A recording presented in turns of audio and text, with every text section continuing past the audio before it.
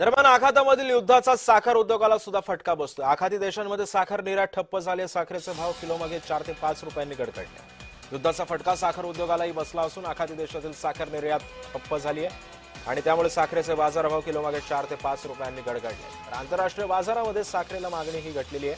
साखरेला उठाव नाही तर दुसरीकडे यावर्षी साखर कारखान्यांना ऊस गाळपासाठी कमी प्रमाणात असल्यानं साखरेचं गाळप सुद्धा कमी झालेलं आहे। तर दुसरीकडे वातावरणातील बदलामुळे याचा मोठा फटका जो आहे तो साखर उत्पादक शेतकऱ्यांना सुद्धा बसल्याचं पाहायला मिळतं।